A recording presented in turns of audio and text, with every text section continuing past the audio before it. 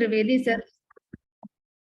Mr. Sachin Trivedi sir is the faculty today. He is an RN, RM and postgraduate in nursing. Current affiliation is he is a nursing officer, Department of Research, Ministry of Ayush, Government of India, Regional Ayurveda Research Institute, Lucknow, founder and CEO, Rising Heart Foundation. He has done his MSc in Medical Surgical and Cardiothoracic and Vascular Nursing from Madhya Pradesh Medical Science University, Jabalpur. He has also earned the certificate course in Essential of Palliative Care by the Indian Academy of Palliative Care. He has also done the basic course in Biomedical Research by Indian Council of Medical Research, Fellowship in Palliative Care by India Institute of Palliative Medicine in 2022. He has presented and published many research papers and has bagged best UG and PG awards. He is a research guide for undergraduate students and reviewer for Journal of Medicine, JETIR. Welcome, sir. Welcome for today's session. Today, we have the session Introduction to Palliative Care. Sir, over to you. Thank you, madam. So, आप सभी को नमस्कार और आज हम लोग palliative care के बारे में कुछ बेसिक चीजें सीखेंगे. हो सकता है कि आप सब लोगों के लिए बिल्कुल नया हो ये वर्ड, क्योंकि जब मैंने शुरू किया था 2018 में तो मेरे लिए भी ये वर्ड बहुत ही नया था. मुझे तो ये लग ही नहीं रहा था कि ये हमारे मेडिकल साइंस की ही एक ब्रांच है जिसमें हम पेशेंट्स को केयर कर रहे हैं या केयर कर सकते हैं. बहुत सारे केसेस में हम ऑलरेडी पेशेंट्स को पैलिएटिव केयर प्रोवाइड कर रहे हैं, लेकिन हमें नहीं पता होता है कि वो पैलिएटिव केयर है.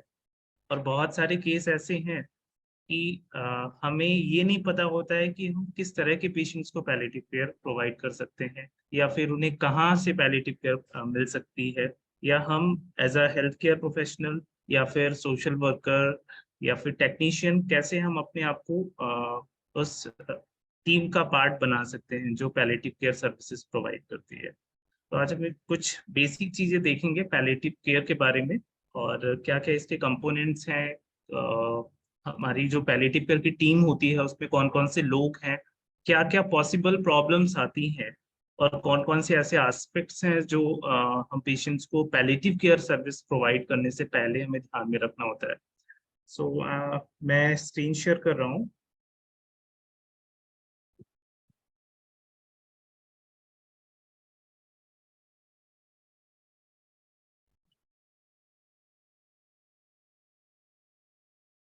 आप सब लोगों को दिख रहा है? Yes, sir. It's visible. Please go on. Okay. तो जैसे आज का टॉपिक है इंट्रोडक्शन टू पैलिएटिव केयर, मतलब पैलिएटिव केयर के बारे में बेसिक चीजें हम लोग आज सीखेंगे यहाँ पे. एक बार जस्ट मैं आप लोग को बेसिक वो देना चाहता हूँ. यहाँ पे आपके सामने एक पिक्चर है. इस पिक्चर में एक ब्रिज दिखाया गया है और यहाँ पे एक पेशेंट है सेंटर में. तो अगर हम इन जर्नल देखें तो हमारा जो पेशेंट है जिसे पैलिएटिव केयर की नीड है वो एक जगह पे है और उसके आसपास सारी चीजें जो हैं जैसे निकल रही हैं, सारी चीजें हो रही हैं, गाड़ियां भी चल रही हैं, लोग आ जा रहे हैं, लेकिन उसे सपोर्ट की जरूरत होती है. और वो सपोर्ट कौन होता है? हम या आप. ठीक है. और हम और आप कैसे सपोर्ट करते हैं? हम और आप सबसे पहले ब्रिज का काम करते हैं. मतलब जहां से पेशेंट का इलाज छूटा है या फिर जहां से पेशेंट का इलाज चल रहा है वहां से और मरीज के बीच और क्या क्या मरीज को चीजें मरीज ने छोड़ दी हैं या जहां से मरीज ने ये होप करना छोड़ दिया है कि नहीं अब उसकी जीने की संभावना बहुत कम है, अब नियर टू डेथ है, जहाँ पे मरीज ने ये सोच लिया है कि नहीं वो बिल्कुल ठीक नहीं हो सकता या बस उसे मर जाना है या वो मरना चाहता है या वो बहुत ज्यादा दर्द में है. तो वहां पे आपको या हमें एक ब्रिज की तरह काम करना है और उस ब्रिज की तरह काम करते हुए हमें आपको पैलिएटिव केयर सर्विसेज प्रोवाइड करनी है. तो पैलिएटिव केयर सर्विसेज का अगर हम बेसिक कॉन्सेप्ट निकालें तो हमें एक ब्रिज की तरह काम करते हुए मरीज को उसकी नीड के अकॉर्डिंग सर्विसेज प्रोवाइड करना. अब अगर सर्विसेज की बात करेंगे तो आप ये कहेंगे कि हॉस्पिटल में तो उसे ऑलरेडी सर्विसेज मिल रही हैं या उसका ट्रीटमेंट एक डॉक्टर के द्वारा किया जा रहा है. ठीक है. तो सबसे इम्पोर्टेंट बात ये होती है कि अब वो मरीज किस तरह का है जिसे पैलिएटिव केयर की नीड है, और किस मरीज के लिए हम ब्रिज का काम करेंगे as a palliative care professional.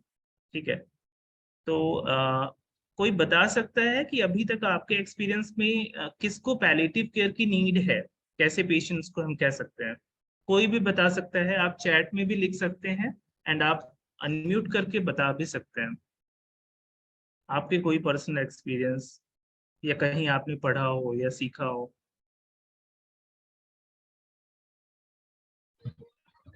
Hello sir, Praveen.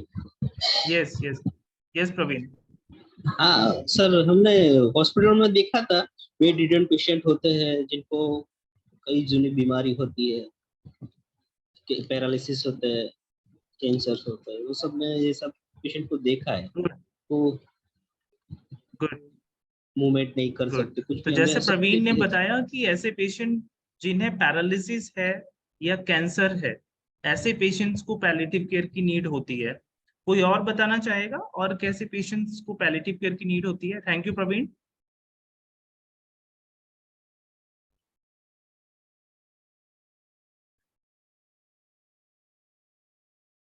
आप लोग चैट बॉक्स में भी लिख सकते हैं कैसे पेशेंट्स को पैलिएटिव केयर की नीड होगी।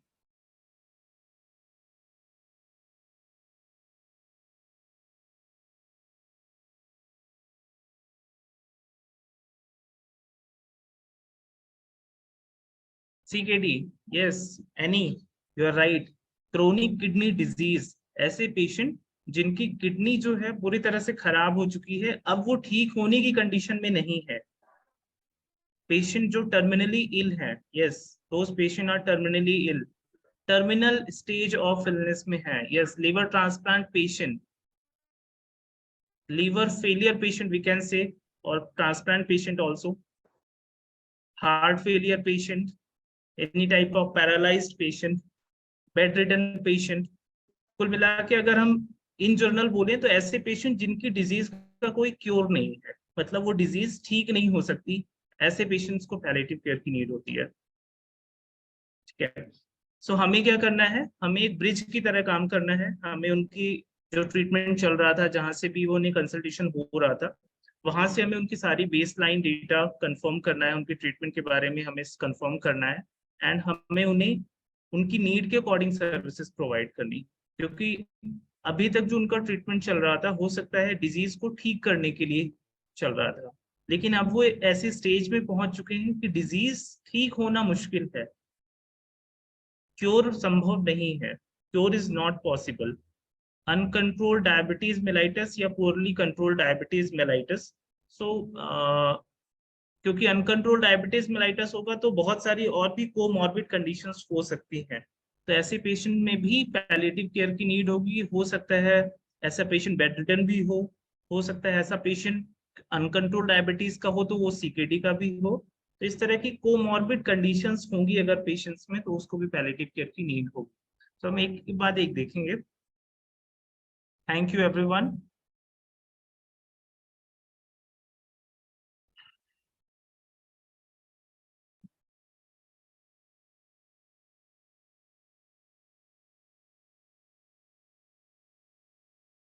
ओके, सो पैलिएटिव केयर स्पेशली जो है ट्रेन्ड प्रोफेशनल्स प्रोवाइड करते हैं।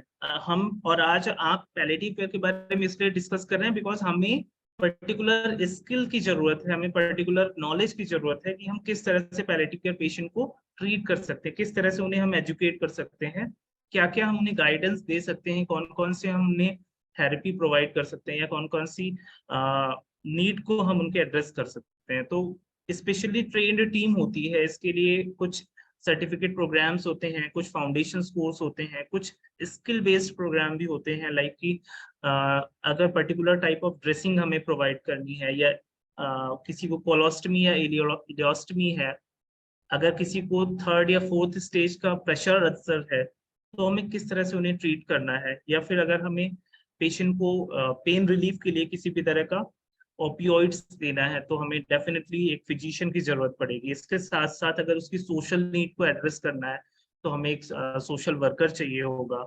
साथ में अगर हमें उसकी स्पिरिचुअल नीड को असेस करना है या उसको हमें सपोर्ट करना है, तो हमें एक स्पिरिचुअल हीलर चाहिए। लाइक फादर हो सकते हैं, कोई इमाम हो सकते हैं, हिंदूज रिलीजन में हमारे पुजारी हो सकते हैं। सो ऐसे डिफरेंट रिलीजन के जो लीडर होते हैं वो हो सकते हैं। पैलिएटिव केयर जो मेनली बेस्ड होता है वो पेशेंट की नीड्स पे बेस्ड होता है, ना कि उसकी प्रोग्नोसिस पे।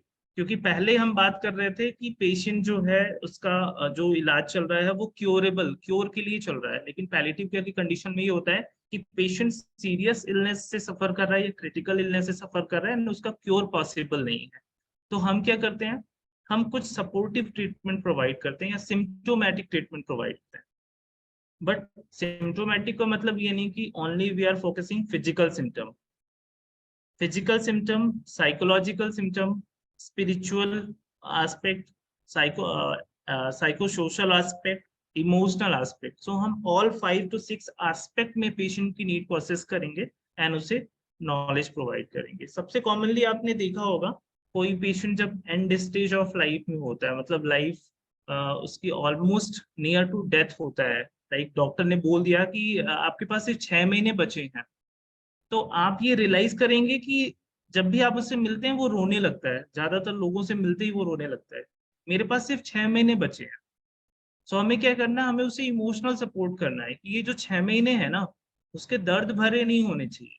वो उसे क्या पसंद है, क्या चीजें उसकी निग्लेक्ट की जा रही है, उसे हमें एड्रेस करना है। हो सकता है कि उसके फैमिली वाले जो है उसे निग्लेक्ट कर रहे हो, उसकी केयर नहीं कर रहे हो, उससे प्रॉपर न्यूट्रिशन प्रोवाइड नहीं कर रहे हैं, तो हमें as a health care professional उन्हें भी कन्विंस करना है, उनको इस केयर का पार्ट बनाना है, और साथ में पेशेंट को भी मोटिवेट करना है, इमोशनली सपोर्ट करना है कि नहीं, जो आपके 6 महीने बचे हैं हम इसको अच्छी तरह से बिना किसी दर्द के हम इसको पूरा कर सकते हैं। ठीक है, तो पेन असेसमेंट कर सकते हैं। और सबसे बड़ी बात ये होती है कि जो उनका सराउंडिंग है, जिस एरिया में वो रह रहे हैं, हो सकता है घर पे रह रहे हो या किसी नर्सिंग होम में रह रहे हो या किसी होम केयर में रह रहे हो, तो वहां के इन्वायरमेंट को हमें मॉडिफाई करना है उनके अकॉर्डिंग।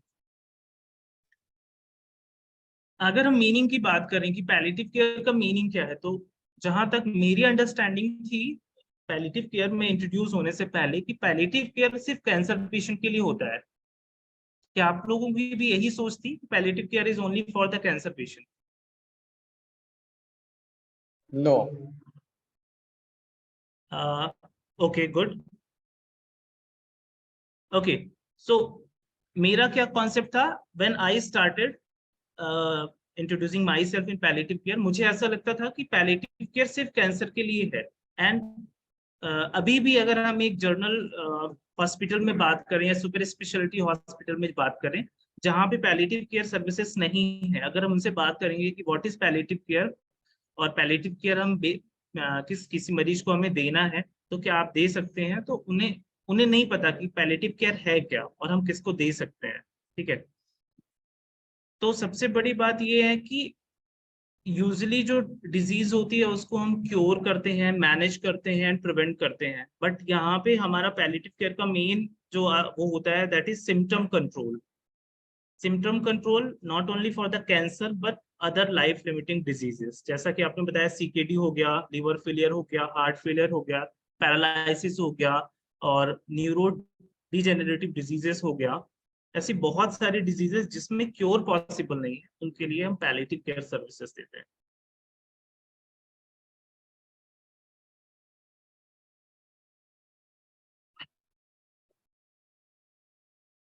ओके, अगर हम डेफिनेशन की बात करें, पैलिएटिव केयर क्या है, एक अप्रोच है जो अल्टीमेटली क्या करता है, improve the quality of life of patient and their family.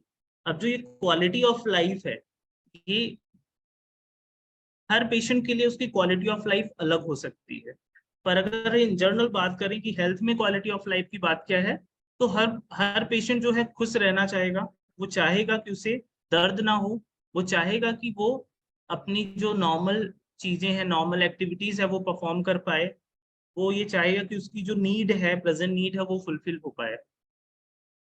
Palliative care patients जिन्हें पैलिएटिव केयर की नीड होती है, उनकी क्वालिटी ऑफ लाइफ जो है अफेक्ट होती है। जैसे बहुत कॉमनली पेशेंट को पेन होता है, पेशेंट के जो है फिजिकल सिम्टम जैसे इनडाइजेशन, कॉन्स्टिपेशन, पेशेंट को बॉडी पेन होना, पेशेंट को बेड रिडन होने की वजह से बेड शोर होना, इन सब की वजह से पेशेंट की क्वालिटी ऑफ लाइफ पुअर हो जाती है। मतलब पेशेंट जो है बहुत ही डिस्ट्रेस फील करता है, उसे ये लगता है कि उसकी लाइफ में कोई हैप्पीनेस नहीं है, सिर्फ पेन है एंड उसे अब मर जाना चाहिए।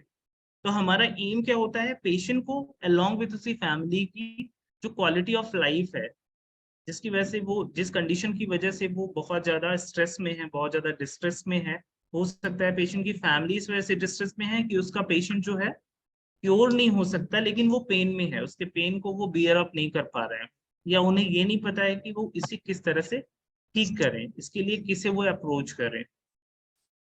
तो अल्टीमेटली जो पैलेटिव केयर का एम है वो क्वालिटी ऑफ लाइफ को इम्प्रूव करना, इसके साथ ही जो सिम्टम्स हैं या जो पेशेंट को फिजिकल प्रॉब्लम हो रही हो उसको रिलीव करना। एंड उसके लिए क्या करना पड़ता है, हमें करना पड़ता है नीड असेसमेंट। नीड असेसमेंट बहुत ही इंपॉर्टेंट है। जैसे मैंने पहले भी बताया था कि सिर्फ हमें पेशेंट की फिजिकल नीड असेस नहीं करनी है, हमें पेशेंट की फिजिकल नीड असेस करनी है, जिसमें हम देखेंगे कि पेशेंट को पेन तो नहीं है, किसी भी तरह का पेशेंट को इंजुरी तो नहीं है, ये देखेंगे कि पेशेंट को किसी भी तरह का प्रेशर अल्सर तो नहीं है। इसके अलावा पेशेंट के जो बॉडी है वो पूरी तरह से क्लीन है, जो हाइजीन है वो प्रॉपर मेंटेन है कि नहीं। तो जो फिजिकल एस्पेक्ट है वो हम असेस करेंगे। फिर सेकंड आता है साइकोलॉजिकल। साइकोलॉजिकल एस्पेक्ट में हम क्या देखते हैं, पेशेंट जो है वो किसी स्ट्रेस में तो नहीं है, पेशेंट बात कर पा रहा है, फैमिलियर है कि नहीं, ये अपने आप को सबसे अलग कर रहा है।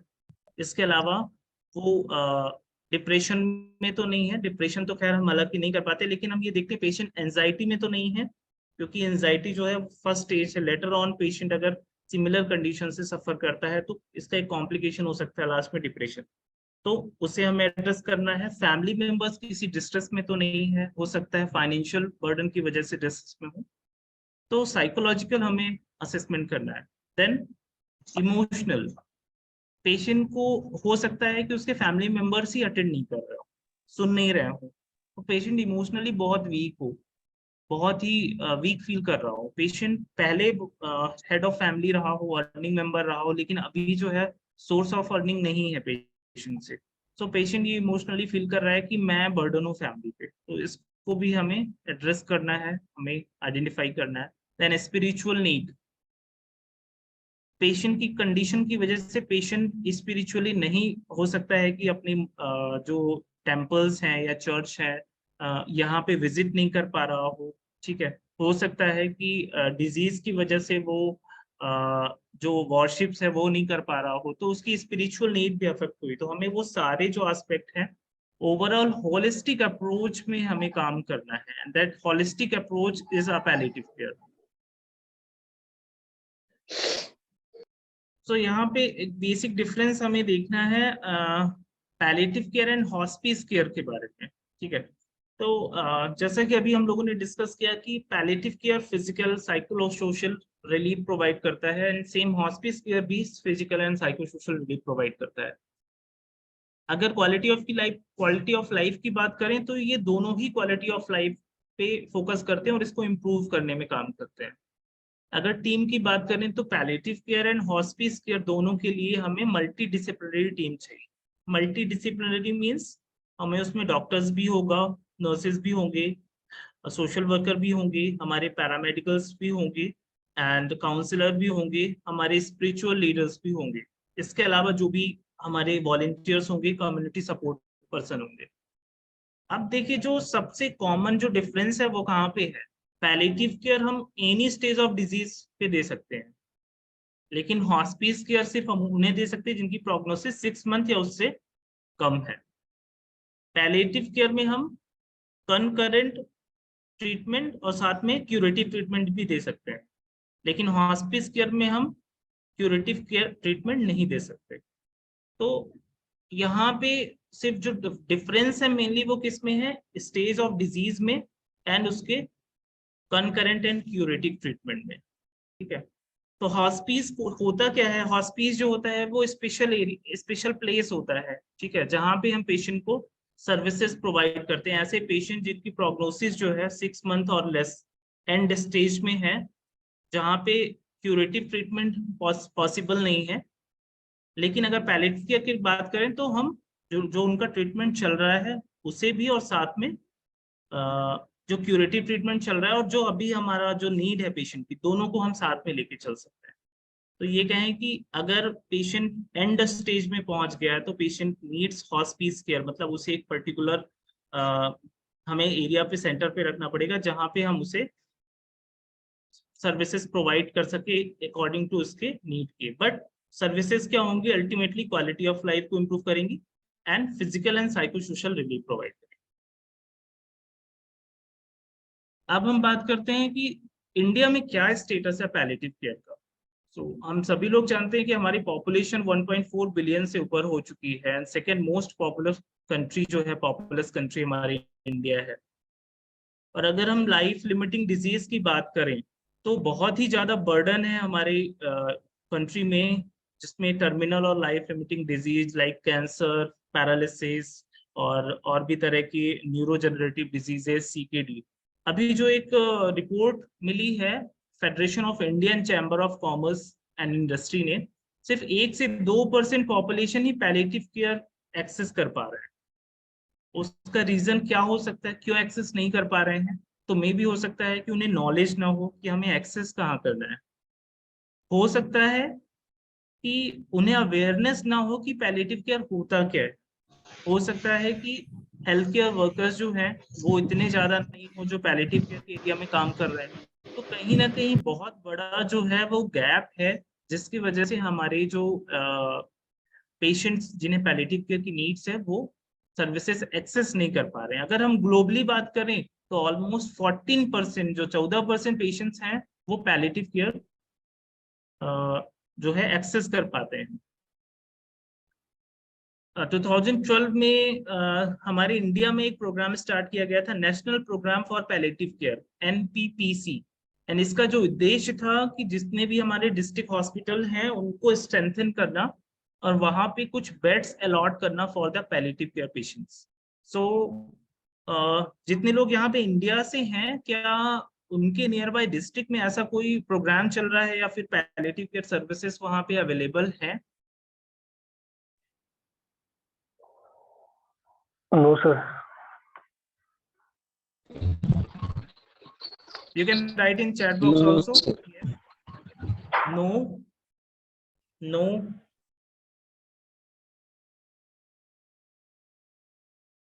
Yes. Gurjeet. Gurjeet said yes. तो गुरजीत, वहां पे क्या सर्विसेज हैं आप बता सकते हैं? कितने बेड हैं या कोई ट्रेन प्रोफेशनल है वहां पे कि नहीं? Good afternoon sir. Good afternoon sir actually हमारी जो रिक्वायरमेंट है वो एनपीपीसी प्रोग्राम के अंडर ही हुई है, बट यहाँ पे Okay. कोई अलग से बेड रिक्रूट नहीं हुए। हमें कोई Okay. पेशेंट्स के लिए कोई बेड नहीं मिले हुए, और ना कोई मतलब हमारा ऐसा है कि ऑन्कोलॉजी डिपार्टमेंट है कि हम किसी पेशेंट को हम पेशेंट एक्सेस नहीं कर पा रहे एक्चुअली। पर हम होम विजिट Okay. करते हैं जितना भी पॉसिबल होता है उतना। तो होम विजिट हम अभी तो कैंसर पेशेंट्स के घर जाके ही उनको प्रोवाइड कर रहे हैं। मोस्टली क्या होता है कि कैंसर पेशेंट्स को नहीं होती जरूरत पैलिएटिव केयर की, सिर्फ उन्हें इमोशनली सपोर्ट की जरूरत होती है। पर बाकी जैसे किसी का कैथेटर चेंज करना या इस टाइप का जो बेड रिडन पेशेंट है उनको होम बेस्ड केयर प्रोवाइड की जा रही है। Okay. Okay. Good. Thank you. Shashi Shekhar.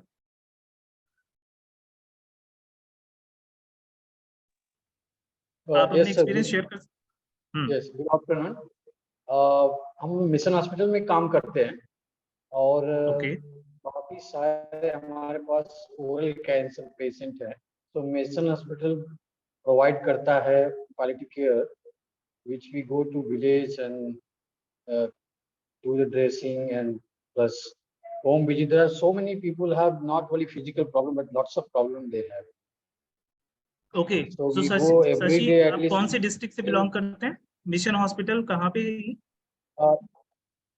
Uttar Pradesh Fatehpur से। ओके, उत्तर प्रदेश फतेहपुर। तो ये उत्तर बहुत अच्छी प्रदेश बात है। ओके, तो ये बहुत अच्छी बात है कि चीजें प्रैक्टिकली इम्प्लीमेंट हो रही हैं, बट अगर हम लार्ज स्केल में बात करें तो ये प्रेजेंट नहीं है ग्राउंड में। नीतू टिग्गा, यस। आपने भी बोला है यस। सो आप अपना एक्सपीरियंस बताएं, क्या है आपके सेंटर पे। Good afternoon sir. Good afternoon. मैं मिर्जापुर से हूँ, कछवा patient hospital, district Mirzapur. Okay, यहाँ पर हम पैलेटिव है हमारा, और हम कैंसर मरीज को, हमारा बनारस में टाटा महामना कैंसर हॉस्पिटल है, तो हम मरीजों को लेकर वहाँ पे उनका नेटवर्किंग करते हैं। तो आज के जो प्रोसेस है वो okay, okay, okay, thank you everyone. So देखिए, अभी हमने एक क्वेश्चन किया था, national programme for palliative care. Ground level की अगर हम बात करें तो ये इतना ज्यादा इम्प्लीमेंट नहीं हुआ है, या लोगों को भी अवेयरनेस नहीं है। और अभी 4 से 5 लोगों ने रिप्लाई किया, जिसमें ज्यादातर लोगों ने ये बोला कि they are providing home care services basically and for the cancer patient. So अगर हम नॉन कैंसर पेशेंट की बात करें तो बहुत ज्यादा एड्रेस चीजें नहीं हो रही हैं। एंड शायद ये है कि हमारे पास एक full fledge palliative care team भी नहीं है। हम जो है खुद ही में जो हमारा हमें एक डिपार्टमेंट दे दिया गया है, जैसे कोई रिक्रूट ही हुआ है नेशनल पैलिएटिव केयर प्रोग्राम के अंडर में, लेकिन उसके पास कोई टीम नहीं है जो उसको हेड कर रही हो। अगर हमें डॉक्टर की जरूरत है तो डॉक्टर भी पैलिएटिव केयर में अपना इनपुट देगा। अगर हमें सोशल वर्कर चाहिए तो वो भी हमारे पास है। सिर्फ नर्सेस ही हैं जो डायरेक्ट पेशेंट के पास जाके उसे केयर प्रोवाइड कर पा रही हैं, उसकी नीड को एड्रेस कर रही हैं, या वो डिसीजन लेके ही वहां पे केयर प्रोवाइड कर रही हैं। तो बहुत सारे बैरियर्स हैं। अलोंग विद दीज बैरियर्स, एक बैरियर जो हम लोगों ने देखा, दैट इज ओपियोइड एक्सेस। सो अभी तक जितने लोग हैं, क्या आप सभी लोग, खैर we are not eligible to access the opioids, only doctors are eligible, ठीक है। बट क्या आपके सेंटर्स में पेशेंट्स को ओपियोइड्स मिल जाता है, जिनको पेन रिलीफ, मॉर्फिन हो गया, बहुत कॉमनली अवेलेबल होता है, those who are in severe pain? कोई भी ऐसा है जिनके सेंटर्स या जिनके इंस्टीट्यूट में मॉर्फिन की अवेलेबिलिटी होती है? Yes sir. ओके, शशि, सो मॉर्फिन इजीली मिल जाता है? We have a license. Okay, In the hospital we have a license, so we have the access of getting morphine, so that we Okay. can give the patient when they are in pain. Okay, great. So but अगर हम large number पे बात करें तो अभी भी बहुत से सेंटर्स हैं जिन्होंने इनिशिएटिव नहीं लिया है, and they are not eligible to store the opioids and dispense the opioids, है ना। वो स्टोरेज भी नहीं कर सकते हैं और डिस्पेंस भी नहीं कर सकते, क्योंकि there are some legal formalities, और उन सब में जल्दी कोई इनिशिएटिव नहीं लेता है। तो ओपियोइड्स भी है जो एक सबसे बड़ा बैरियर है ओपियोइड एक्सेस। और इसके लिए, क्योंकि अभी अमेंडमेंट्स हुआ है narcotic drugs and psychotropic substances act 2014 में, जिसमें जो है डॉक्टर्स के प्रिस्क्रिप्शन पे ही ओपियोइड मिलेगा, लेकिन इसकी जो है स्टोरेज एंड डिस्पेंसिंग के लिए आपको कुछ डॉक्यूमेंटेशन है, जो डॉक्यूमेंटेशन आपको भेजने हैं पर्टिकुलर सिस्टम के थ्रू, ठीक है। देन अल्टीमेटली जिसकी हम बात कर रहे हैं, जो हम कर रहे हैं, that is skill training and education for health care professionals and awareness. So एक अवेयरनेस तो पब्लिक में ही नहीं है कि वो कहाँ से एक्सेस करेंगे ये पैलिएटिव केयर। दूसरी, अगर उन्हें ये अवेयरनेस हो भी जाए तो हमारे पास उतने number of health care professionals नहीं है कि वो उन्हें प्रोवाइड कर सकें पैलिएटिव केयर सर्विसेज। तो इंडिया की बात करें तो देयर इज अ नीड कि हम ज्यादा से ज्यादा लोगों को स्किल ट्रेन करें और ज्यादा से ज्यादा लोगों को अवेयर करें कि अगर उन्हें पैलिएटिव केयर की नीड हो तो वो नियरेस्ट सेंटर को कैसे एक्सेस करेंगे।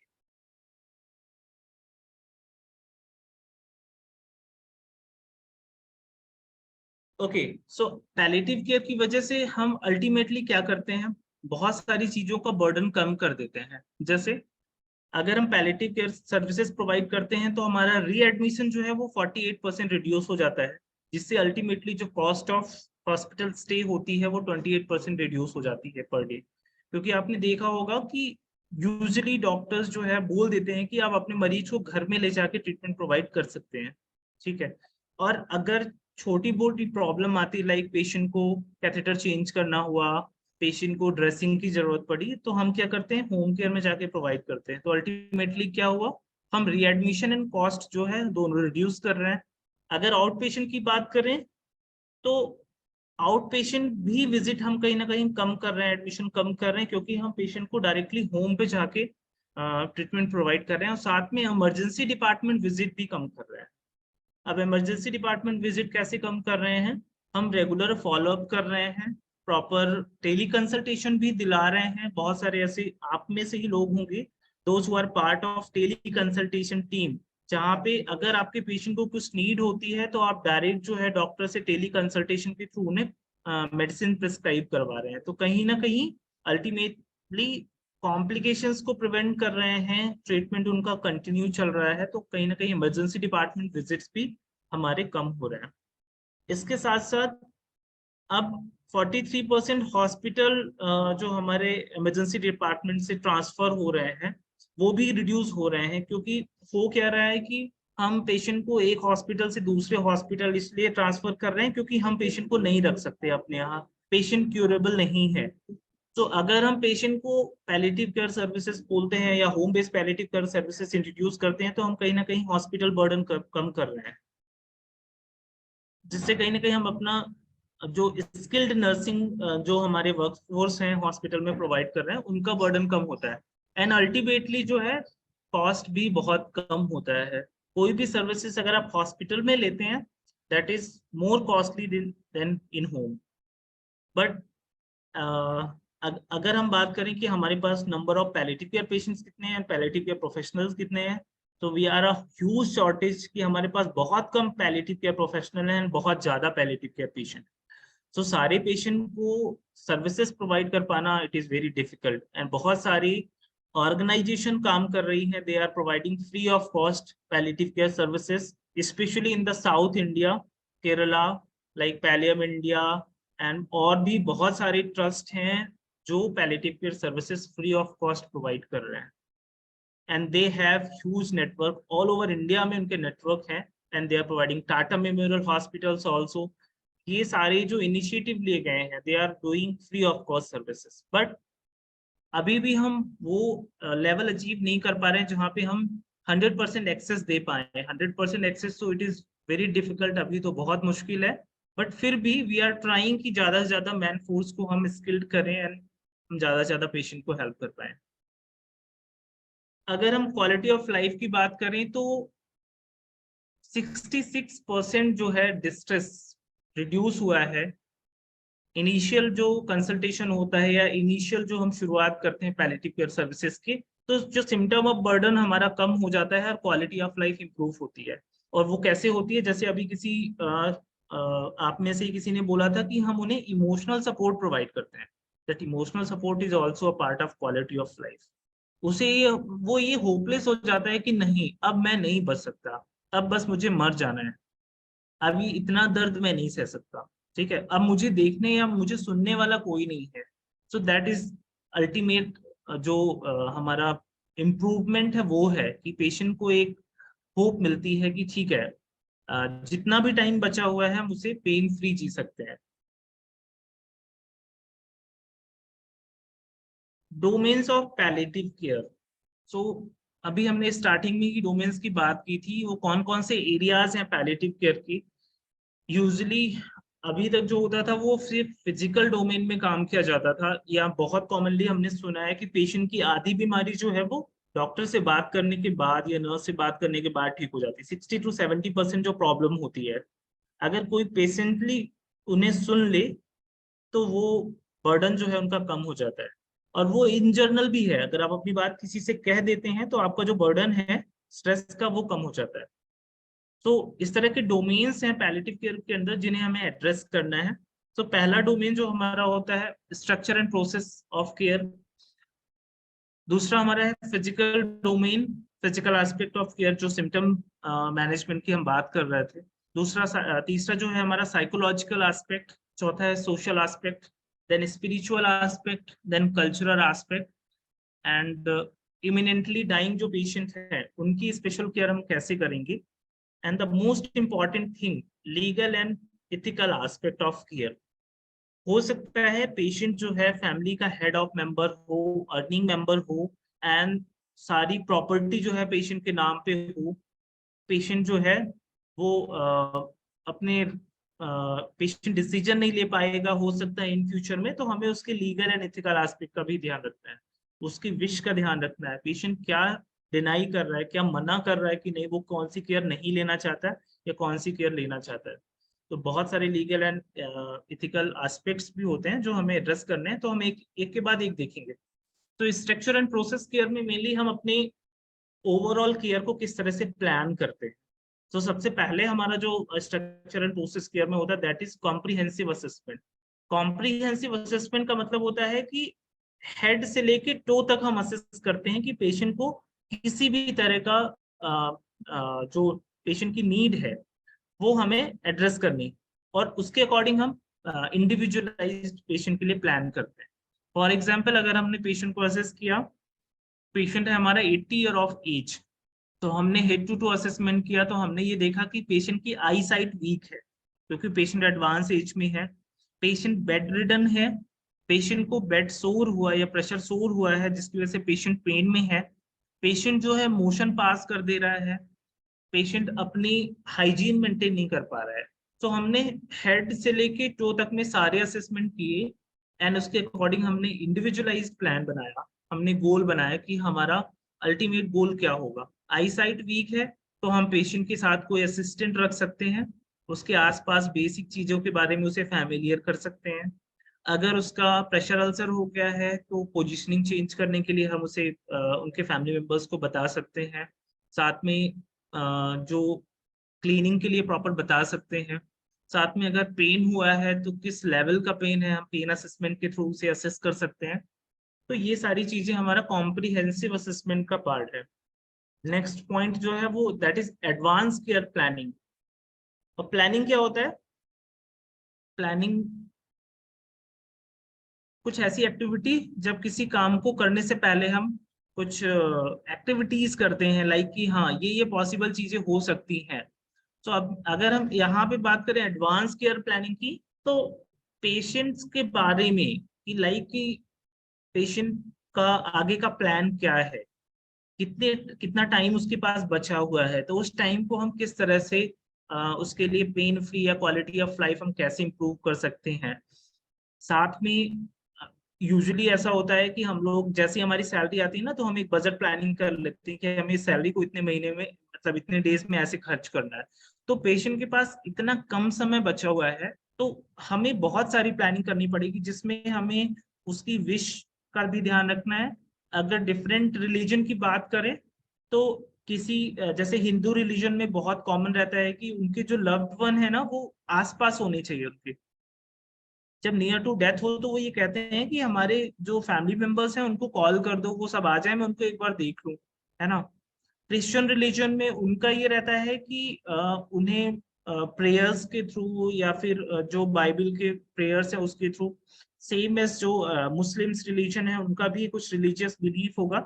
सो इस तरह से उनकी सबकी विशेष होती हैं, तो हम वो विशेष उनकी आइडेंटिफाई करते हैं और हम प्लान करते हैं कि अगर पेशेंट की नियर टू डेथ होगा तो हम क्या एक्टिविटी करेंगे, उनकी विश को कैसे फुलफिल करेंगे। अलॉन्ग विथ अगर पेशेंट के पास कुछ पेशेंट हेड ऑफ फैमिली है एंड बहुत सारी उसकी लीगल प्रॉपर्टी है, सो अब वो डिसीजन नहीं ले पाएगा उस टाइम पे जब वो और ही नियर टू डेथ होगा। सो एडवांस केयर प्लानिंग में हम ये भी करेंगे कि हम एज ए एडवोकेट का काम करेंगे, हम जो है एक ब्रिज का काम करेंगे, तो उसकी जो प्रॉपर्टी है वो अभी डिसीजन ले सकता है, तो अभी वो किस तरह से चीजों को प्रॉपर वे में वो कर दे। अगर उसे फाइनेंशियल बर्डन हो सकता है तो उसके लिए किस तरह से प्लान करेगा। साथ में लाइक कुछ ऐसे एनजीओ हैं जो प्रोवाइड करते हैं कुछ financial assistant for the death care या ड्यूरिंग द डेथ जो सेरेमनीज होती है, ठीक है। तो अगर पेशेंट ऐसा है जो नहीं अफोर्ड कर पाएगा, लाइक बहुत सारे अभी भी इंडियन कल्चर में हमारे ऐसा है कि after the death of the particular person बहुत सारे रिचुअल्स करते हैं, एंड बहुत सारे कुछ फूड वगैरह भी हमें ज्यादा से ज्यादा लोगों को प्रोवाइड करना पड़ता है, तो समटाइम वो फैमिली के लिए बर्डन होता है। कभी कभी तो उन्हें बहुत सारा पैसा जो है वो इकट्ठा करने के बाद वो करना पड़ता है। तो वो सारी जो प्लानिंग है, वो सारी जो चीजें हैं, हमें पहले से ही प्लान करनी, अलॉन्ग विथ जो टाइम बचा हुआ है उसमें हम पेशेंट को किस तरह से क्या क्या हम उसे ट्रीटमेंट प्रोवाइड करेंगे, कौन कौन से एस्पेक्ट ऑफ केयर में हम उसे प्रोवाइड करेंगे, किस तरह से हम उसे emotionally, spiritually, socially, psychologically and physically free रख सकते हैं।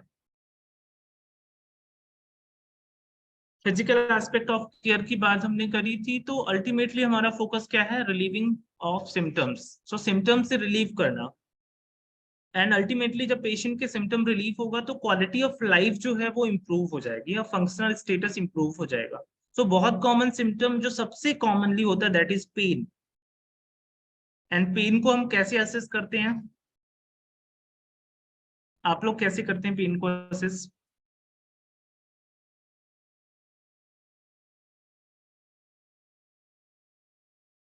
प्रवीण, हाँ सर, आप कैसे असेस करते हैं पेन पेशेंट का अपने? वो पेन स्केल देखा था सर, बॉन्ग बेकर करके आता था वो पेन स्केल, तो रेटिंग थे कुछ। ओके ओके, ठीक है। और कोई?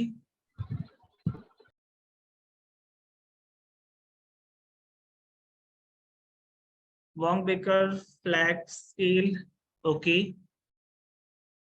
ओके। अगर कोई विलेज का पेशेंट है, ठीक है, वो नहीं बता पा रहा है, तो इन जनरली जब हम लोग अपनी रूरल पोस्टिंग में जाते थे तो हम लोग कैसे पूछते थे, 1 रुपए में कितने पैसे हो रहा है, 100 पैसे में कितने पैसे का दर्द है, तो कहेंगे कि 80 पैसे का दर्द है। तो हम उससे एक अंदाज लगा लेते थे कि उसको जो है वो उसका पेन रेटिंग स्केल 80 है आउट ऑफ 100, ठीक है, या आउट ऑफ 10 8 है। फिर दोबारा जब हमने उसको केयर प्रोवाइड की, फिर दोबारा आपने पूछा अब इस बार कितने पैसे कम हुए, तो उसने कहा अब 60 पैसे हो गए, तो मतलब 20 पैसे जो है उसको इम्प्रूव हुए, मतलब 20% उसको पेन में रिलीफ हुआ। तो अगर हम कम्युनिटी लेवल पे बात करें तो अभी भी हमें उनके जर्नल टर्म्स में पेन को असेस करना पड़ता है ना। या इन जनरल हमने एक लाइन खींची, अब इस लाइन में कितना, आप एक बीच में जहां भी लाइन खींच सकते, लाइक ये लाइन का मतलब है 100, ठीक है, अब 100 के बीच में आपको कितना पेन है, 50% पेन है, 20% पेन है, तो वो एक लाइन खींच देगा, ठीक है। साथ में फेशियल पेन स्केल, अब ऐसा कोई है जो नहीं बता पा रहा है तो उसका फेशियल एक्सप्रेशन देख के भी हम पेन का असेसमेंट करते हैं, ठीक है। हो सकता है जब हम पेन असेस करने गए हैं तब पेशेंट तो हैप्पी है, लेकिन पेशेंट जब फैमिली मेंबर्स के सामने वो बहुत सैड रहता है, ठीक है, तो हम फैमिली मेंबर्स की भी हेल्प ले सकते हैं। सो बहुत बार ऐसा हुआ है कि सही तरह से असेसमेंट ना होने की वजह से पेशेंट अल्टीमेटली पेन में रहा है, क्योंकि जब हम गए तो हमको देख के पेशेंट हैप्पी हो गया, बट बाकी के जो 23 आवर्स है ना वो पेशेंट पेन में रहा। सो हमें बहुत ही अच्छे से असेसमेंट करना है, उनके फैमिली मेंबर से भी बात करनी है, और जो भी हमें प्लान करना है पेशेंट को केयर के लिए वो जो है असेसमेंट के बाद ही हम प्रॉपरली कर पाएंगे। साथ में शॉर्टनेस ऑफ ब्रेथ, तो शॉर्टनेस ऑफ ब्रेथ भी बहुत कॉमन तो नहीं कह सकते, बट हाँ ये डिपेंड करता है उसकी और भी अंडरलाइन जो डिजीज कंडीशन है। साथ में फटीग, क्योंकि न्यूट्रिशनल इम्बैलेंस भी होता है, पेशेंट प्रॉपरली खा नहीं पाता है तो पेशेंट को फटीग भी होता है। नोजिया एंड कॉन्स्टिपेशन, कॉन्स्टिपेशन जो है वो पेन की तरह ही बहुत एक कॉमन सिम्टम है, ठीक है। तो कॉन्स्टिपेशन के लिए यूजुअली जो है हम उन्हें एजुकेट करते हैं कि आप फाइबर डाइट लीजिए, आप बीच बीच में फ्रिक्वेंट डाइट लेते रहें, सेमी सॉलिड फूड्स हम उन्हें प्रोवाइड करना शुरू कर देते हैं। तो बहुत सारी चीजें जो है हम असेस करते हैं एंड उस पे हम सिम्टम रिलीव करते हैं। बहुत सारे ऐसे पेशेंट्स होते हैं जिन्हें सीवियर कॉन्स्टिपेशन होता है, तो sometime they need enema also, है ना। सो प्राइमरी रिलीफ के लिए हम क्या करते हैं, एनीमा प्रोवाइड करते हैं, देन धीरे धीरे पेशेंट रिकवर कर लेता है। सो दैट इज ऑल्सो, अगर पेशेंट को कॉन्स्टिपेशन है दैट इज ऑल्सो कहीं ना कहीं क्वालिटी ऑफ लाइफ को अफेक्ट करे, ठीक है। तो हमें वो चीज भी पेशेंट से एड्रेस करनी है, पूछनी है।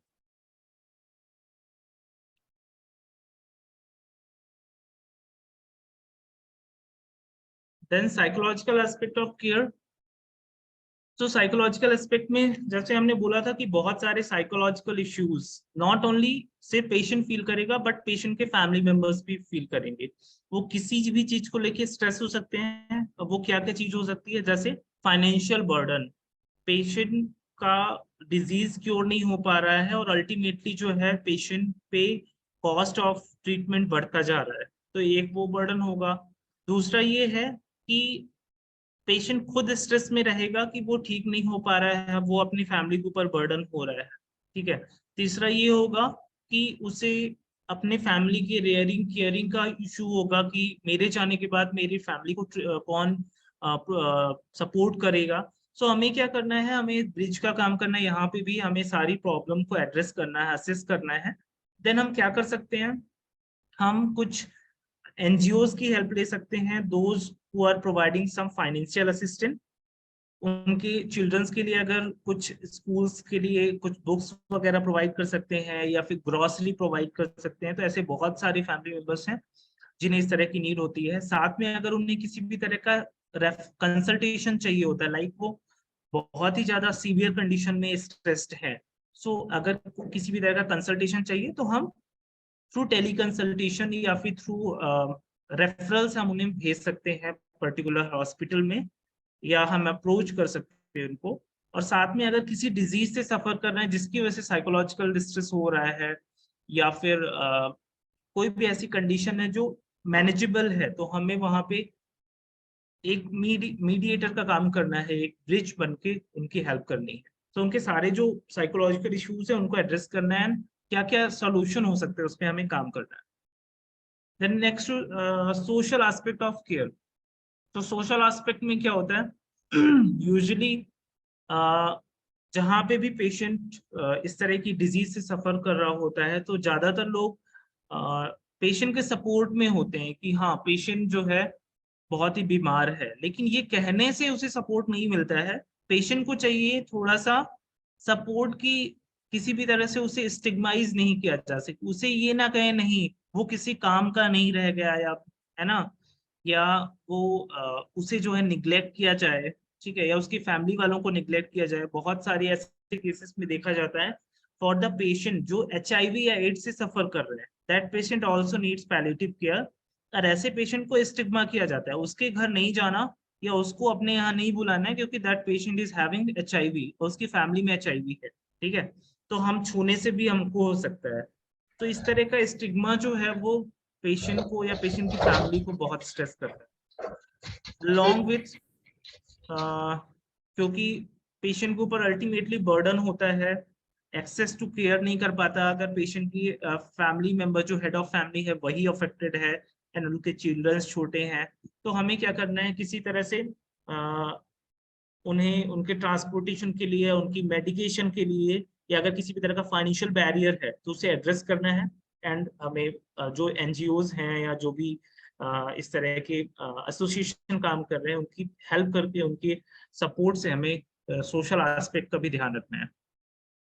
इसके साथ साथ फैमिली मीटिंग जो है एक बहुत ही अच्छा टूल है जिसके थ्रू हम कंप्लीट असेसमेंट कर पाते हैं या प्लानिंग कर पाते हैं। तो जैसे अभी बहुत सारे लोग, आप लोग होम विजिट करते हैं तो वहां पे आप फैमिली से डायरेक्ट मीट करते हैं, पेशेंट की बहुत सारी जो डिटेल्स है, पेशेंट की बहुत सारी जो प्रॉब्लम है वो उसके फैमिली मेंबर्स को पता होती है, तो वहां से आप सारी जो चीजें हैं वो प्रॉपर्ली असेस कर पाते हैं, उसके अकॉर्डिंग प्लान कर पाते हैं।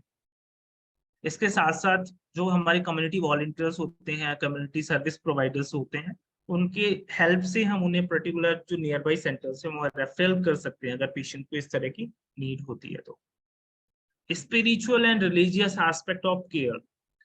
सो यूजुअली ऐसा होता है कि जो स्पिरिचुअल केयर है वो तब दी जाती है जब हॉस्पिटल से ये बोल दिया जाता है कि पेशेंट जो है, अब आप पेशेंट को घर ले जा सकते हैं और पेशेंट जो है यहाँ पे अब ठीक नहीं होने वाला, पेशेंट की कंडीशन ठीक नहीं होने वाली। और ज्यादातर ये कैंसर पेशेंट्स में वो हुआ है क्योंकि कैंसर पेशेंट में जो प्रोग्नोसिस है वो कंफर्म कर दी जाती है ज्यादातर, उनकी डिजीज का जो टाइमिंग होता है कि लाइक पेशेंट जो है इतने ही टाइम तक अब सर्वाइव कर सकता है। तो वहां पे क्या होता था कि स्पिरिचुअल एंड रिलीजियस सर्विसेज या केयर प्रोवाइड करने के लिए कहीं ना कहीं फैमिली मेंबर्स के पास भी टाइम हो पाता था उनकी विशेस को एड्रेस करना। लाइक इन हिंदूज रिलीजन क्या करते हैं कि holy water and tulsi and some gold small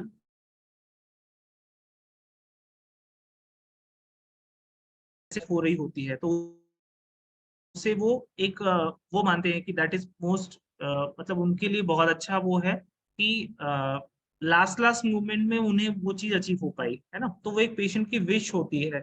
इसी तरह डिफरेंट रिलीजियस में रिलीजियस बिलीफ होता है। जैसे मैंने बोला था किसी में ऐसा होता है लाइक इन क्रिश्चियंस की प्रेयर्स होती हैं एंड फादर्स होते हैं वो घर पे आते हैं। Same as in Muslims also, वहां पे भी कुछ prayer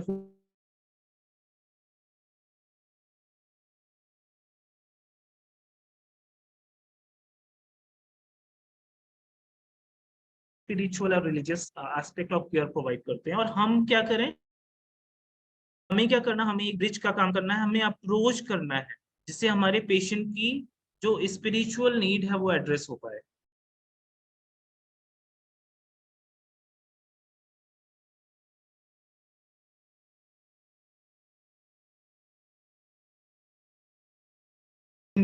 Sachin sir. Hello. Sachin sir. Yeah, his voice is breaking. Sir, your voice is breaking, sir.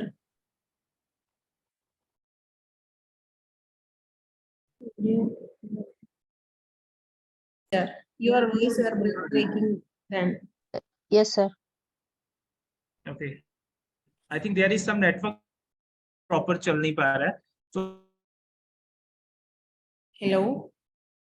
Sir, we can hear you.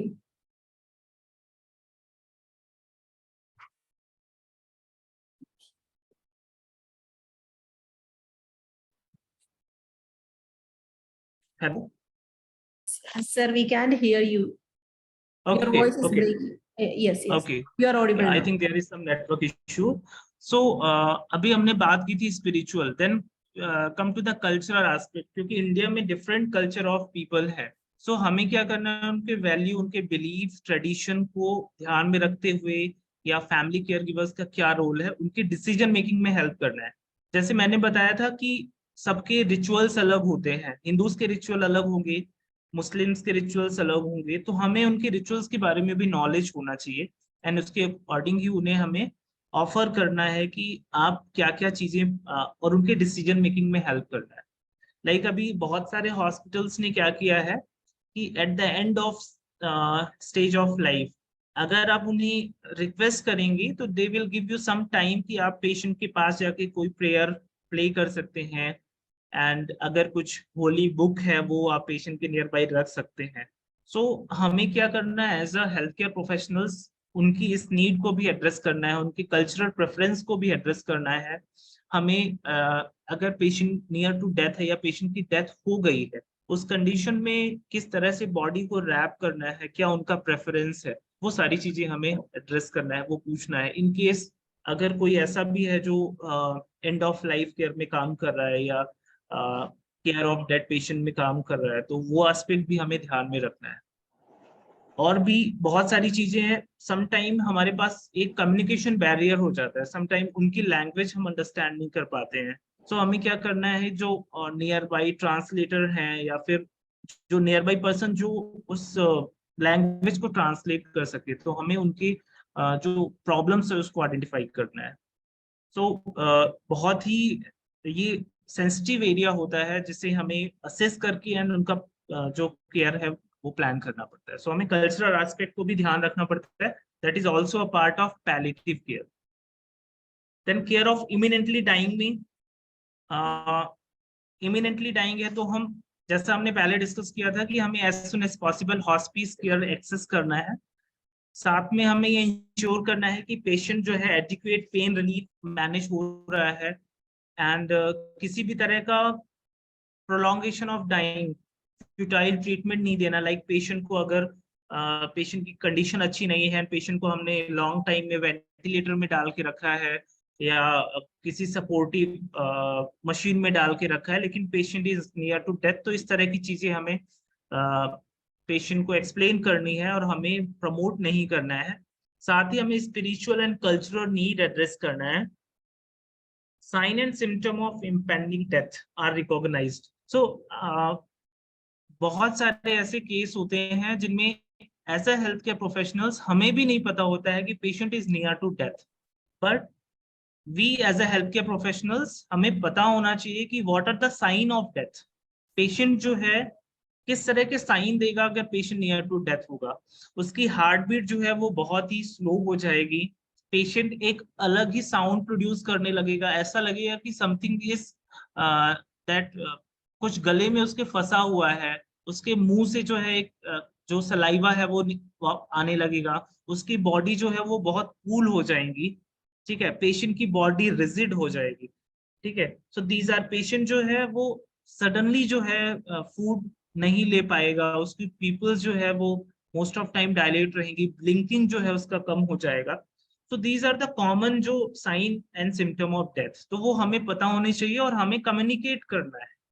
क्यों कम्युनिकेट करना है? बिकॉज पेशेंट की विश थी कि डेथ होने से पहले कुछ रिचुअल्स जो है वो किए जाएं, डेथ रिचुअल्स जिन्हें हम बोलते हैं like holy water and Bible and Quran, जो भी रिचुअल्स हैं, लाइक डिफरेंट रिलीजन के डिफरेंट रिचुअल्स हैं, तो हमें पेशेंट को ये इन्फॉर्म करना, बताना है।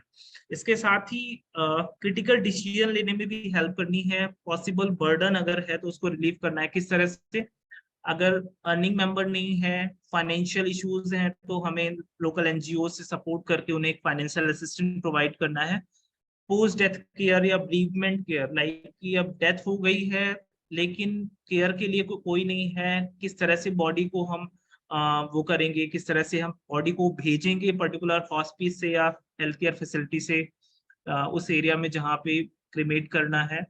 और साथ में फैमिली मेंबर्स को कैसे टैकल करना है उस सिचुएशन को जब लव्ड वन जो है उसकी डेथ हो गई है, तो ब्रीवमेंट प्लान क्या होगा, फॉलोअप क्या होगा, वो भी हमें प्लान करना है। इथिकल एंड लीगल एस्पेक्ट की बात करें तो address the guardianship and goal of care. हमें क्या करना है एज अ गार्जियन, चीजों को सोचना है, एक गोल ऑफ केयर बनाना है कि उसके इथिकल लीगल एस्पेक्ट क्या हो सकते हैं। पेशेंट के प्रेफरेंस को हमेशा ध्यान रखना है, प्रोफेशनल बाउंड्रीज रखना है, हमें अपने प्रोफेशनल बाउंड्रीज को ध्यान रखते हुए डिसीजन लेना है। किसी भी तरह का पेशेंट से यूजुअली हम लोग गिफ्ट्स नहीं लेते हैं, बल्कि पेशेंट को हम बाउंड्रीज में रहते हुए उसका जो राइट्स है उसके बारे में बताना है। एंड अगर हम किसी ऑर्गेनाइजेशन का पार्ट है तो हमारी पॉलिसीज के बारे में बताना है कि अगर इन केस पेशेंट की डेथ होती है एंड पेशेंट का जो अमाउंट पेंडिंग है, तो व्हाट आर द पॉलिसीज हमारे इंस्टीट्यूट की क्या है। बहुत सारे ऐसे केस में देखा गया है कि पेशेंट एंड डॉक्टर्स की या पेशेंट के फैमिली मेंबर्स की बहुत सारा फाइट हुआ है बिकॉज पेशेंट की डेथ हो गई है एंड बहुत सारा जो अमाउंट है वो पेंडिंग है। तो वो सारी जो एस्पेक्ट है उस पर भी हमें ध्यान रखना है एंड प्रॉपर हमें उसकी प्रोग्नोसिस कम्युनिकेट करनी है। कभी भी पेशेंट या उसकी फैमिली को हमें इस चीज में नहीं रखना है कि इस होप में नहीं रखना है कि आप बिल्कुल ठीक हो जाओगे या आपको कुछ नहीं होगा। हमें जो है वो इस तरह की होप नहीं देनी है। हमें पेशेंट को उसकी प्रोग्नोसिस क्लियरली बतानी है, पेशेंट की फैमिली को, और ये उसका राइट है।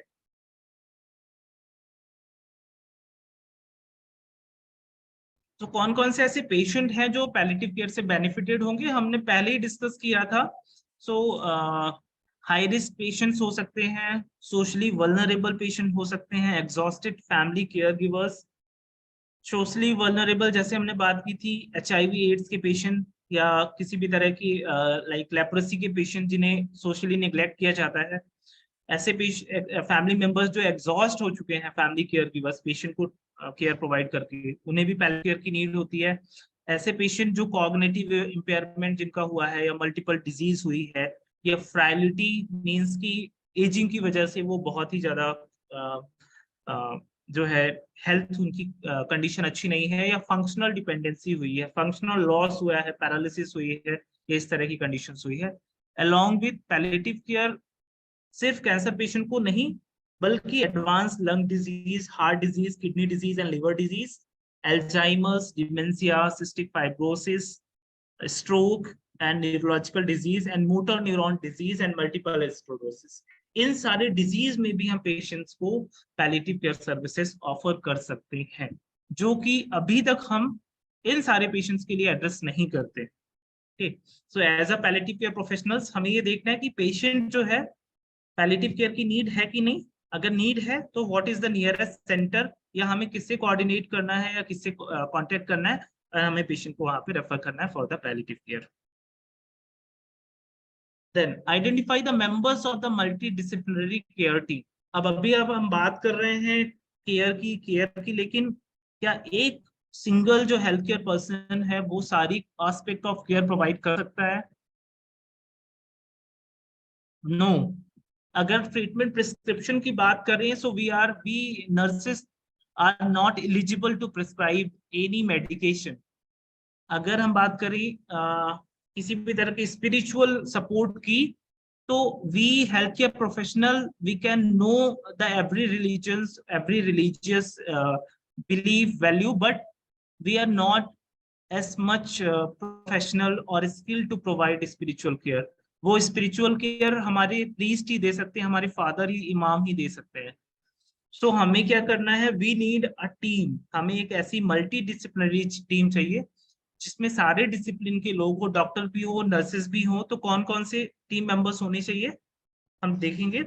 Physician, advance practice provider, like किसी पेशेंट को एडवांस केयर की जरूरत होगी, registered nurse, social worker, pharmacist, medical assistant, dietitian, family members and other loved ones, spiritual advisor, community health worker and front office staff. So ये सारे लोग मिलके जो है वो यहाँ पे पेशेंट, फैमिली मेंबर और अदर लव्ड वन है। सो ये सारे लोग मिलके एक मल्टी डिसिप्लिनरी टीम होती है। अगर न्यूट्रिशन का पार्ट है, पेशेंट की नीड असेस होगा, पेशेंट की कैलोरी रिक्वायरमेंट कितनी है, देन डाइटिशियन हमें देगी कि पेशेंट को ये डाइट हम प्रोवाइड करेंगे तो पेशेंट का जो डाइटरी रिक्वायरमेंट है वो फुलफिल होगा। स्पिरिचुअल हीलर वो स्पिरिचुअल नीड को एड्रेस करके करेंगे, सोशल वर्कर उसकी सोशल नीड को, फार्मासिस्ट कौन कौन सी मेडिसिन उसे डिस्पेंस करनी है, रजिस्टर्ड नर्स उसकी ओवरऑल हॉलिस्टिक केयर को एड्रेस करेगी या फिर एक ब्रिज का काम करेगी between the physician and the patient. So ये सारे जो मेंबर्स हैं they are the part of palliative care multidisciplinary team. Patient focused approach में मेनली पेशेंट के जो भी डिसीजन, जो भी हम गोल ऑफ केयर है वो उसकी विशेस एंड प्रेफरेंस को ध्यान में रख के हम करेंगे। पेशेंट पे कोई भी केयर प्रोवाइड करने से पहले हमें उसकी राय लेना है। पेशेंट जो है वो पर्टिकुलर ट्रीटमेंट के लिए अपनी परमिशन देता है कि नहीं, या वो अपनी विश एक्सप्रेस करता है कि नहीं। साथ में हम पेशेंट की जो फैमिली मेंबर्स हैं या केयर गिवर्स हैं उनका भी सपोर्ट लेंगे जब भी हम प्लान ऑफ केयर कर रहे होंगे, क्योंकि उनका जो प्रेफरेंस है वो उनके फैमिली मेंबर्स को भी पता होता है। एंड हमें एज अ नेविगेशन की तरह काम करना है। जिस तरह से मैप जो है हमें एक प्लेस से दूसरे प्लेस तक पहुंचाता है, उसी तरह से हमें as a health care professionals को जो भी पेशेंट है जो कॉम्प्लेक्स हेल्थ केयर सिस्टम को नहीं समझ पा रहे हैं, कहाँ वो मेडिसिन उन्हें मिलेगी, कहाँ वो होम केयर प्रोवाइड मिल सकता है, कहाँ सोशल सपोर्ट मिलेगा, तो हमें एज अ नेविगेटर की तरह उनके साथ काम करना है और हमें वो सर्विसेज उन्हें एक्सेस करवानी है। सो ये जो है मेनली डिलीवरी ऑफ केयर के बारे में है कि पेशेंट का जो है क्वालिटी ऑफ लाइफ को एड्रेस करना है, एडवोकेट करना है पेशेंट की नीड एंड विशेस को, इमोशनल सपोर्ट प्रोवाइड करना है, long term 24 hour care provide करना है, एंड साथ में हमें होलिस्टिक अप्रोच में वो करना है। फैमिली मेंबर्स के भी हमें physical, emotional and mental conditions को एड्रेस करना है। हमें ये देखना है कि कहीं सोशल आइसोलेशन तो नहीं हो रहा है या केयर बर्डन तो नहीं हो रहा है, कि बहुत सारे ऐसे पेशेंट्स हैं जिनके फैमिली मेंबर्स बहुत ही एक या दो ही फैमिली मेंबर्स हैं, वो भी वर्किंग हैं, तो कभी न कभी वो केयर बर्डन भी हो जाता है केयर गिवर्स पे। तो हमें इस तरह की जो चीजें हैं वो आइडेंटिफाई करनी है, उन्हें एक सपोर्ट सिस्टम प्रोवाइड करना है। फैमिली रिलेटेड चैलेंजेस में क्या क्या आ जाता है, फैमिली फंक्शनिंग हो जाता है, इसके अलावा communication process barrier, impaired concentration नहीं हो पाता है, timing and amount of information जो है वो प्रॉपरली टाइमली नहीं मिल पाती है, ये सही इंफॉर्मेशन नहीं मिल पाती है।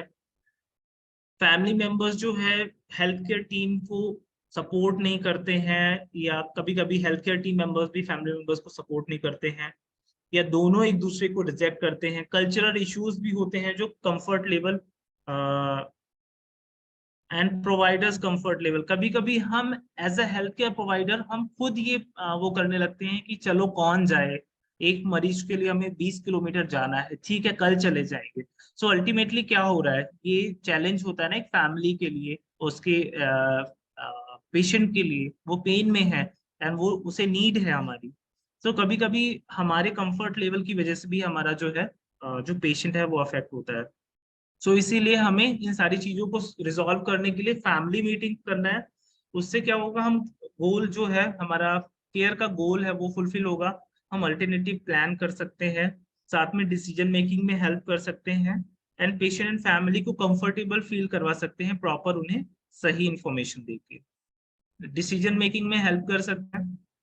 लाइक या पेशेंट को फॉलोअप की जरूरत है कि नहीं, तो हमने पेशेंट की डिजीज कंडीशन देखी और हमने बता दिया, और कितना सेटिस्फाइड है कि पेशेंट जो है ठीक हो रहा है या नहीं ठीक हो रहा है, या पेशेंट जो है अच्छा महसूस कर रहा है, तो हमें उनकी डिसीजन मेकिंग में भी हेल्प करना है। और जो भी हम प्लान कर रहे हैं वो हमें क्लियरली कम्युनिकेट करना है पेशेंट और उसकी फैमिली मेंबर्स से। क्या क्या चैलेंजेस एंड अपॉर्चुनिटीज हैं, मतलब क्या चैलेंजेस है और उन्हें हमें कैसे ओवरकम करना है। तो सबसे बड़ा चैलेंजेस क्या है, shortage of palliative care specialist. So अभी इंडिया में पैलिएटिव केयर स्पेशलिस्ट की बात करें तो एमडी इन पैलिएटिव मेडिसिन स्टार्ट हुआ है। तो स्पेशलिस्ट अगर हम डॉक्टर्स की बात करें तो पर्टिकुलर सब्जेक्ट में स्पेशलाइजेशन, तो अभी इंडिया में पैलिएटिव केयर पे स्पेशलाइजेशन शुरू हो गया है, बट अभी हमारे पास बहुत ही limited number of palliative care specialist है। तो ये एक हमारे लिए चैलेंज है। अलॉन्ग विथ अदर स्पेशलिस्ट भी हमारे पास बहुत कम है, लाइक नर्सेज जो पैलिएटिव केयर पे ट्रेंड हो, social worker, spiritual healers, so इन सबको भी हमें क्या करना है, ट्रेन करना है। Lack of knowledge palliative care, बहुत सारे प्रोवाइडर्स जो है हेल्थ केयर पर्सनल्स हैं उनको लैक ऑफ नॉलेज है। अभी भी general hospitals, super speciality hospitals में लोगों को नहीं पता कि पैलिएटिव केयर क्या है या किसे हमें पैलिएटिव केयर के लिए मोटिवेट करना है। इसके अलावा socio economic burden, race, ethnic, cultural barriers, ये सारी चीजें भी इन्फ्लुएंस करती हैं। Care team members sometime reluctance to discuss palliative care, fear patients will loss hope. ये भी होता है कि हमारा जो टीम मेंबर होता है ना, वो भी डिस्कस नहीं करते हैं एक दूसरे से कि हाँ पेशेंट को पैलिएटिव केयर की नीड हो सकती है। सो हमें भी इनिशिएटिव लेना चाहिए। और बहुत सारे ऐसे पेशेंट हैं उन्हें पता ही नहीं होता है कि पैलिएटिव केयर क्या है, कब लेना चाहिए, कहाँ से लेना चाहिए, इसके लिए हमें किससे कांटेक्ट करना है। सो बहुत सारे ये चैलेंजेस हैं और इसे हम कैसे ओवरकम करेंगे। सबसे पहला, एक्सेस करेंगे प्राइमरी पैलिएटिव केयर। जैसे अभी बहुत सारे लोग जो है वो डिस्ट्रिक्ट हॉस्पिटल्स में पैलिएटिव केयर सेंटर स्टार्ट हुए हैं, प्राइमरी हेल्थ केयर सेंटर जो हेल्थ एंड वेलनेस सेंटर है ना, वहाँ पे भी कुछ ट्रेनिंग्स दी गई हैं। और इस वजह से उन्हें ये कहा गया है कि इन केस अगर आप मैनेज नहीं कर पा रहे तो आप हायर सेंटर को रेफर करिए, जो हायर जो सेंटर है जहाँ पैलिएटिव केयर सर्विस प्रोवाइड की जाती है। कम्युनिकेशन स्ट्रैटेजी डेवलप करना है जिससे हमें पेशेंट का जो है उसकी जो डिसीजन मेकिंग में हेल्प करना है।